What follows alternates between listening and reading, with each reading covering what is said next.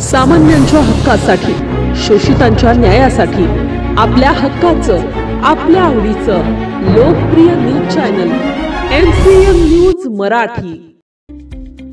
सामान्यांच्या हक्कासाठी, शोषितांच्या न्यायासाठी, आपल्या हक्काचं, आपल्या आवडीचं लोकप्रिय news channel MCN news Marathi.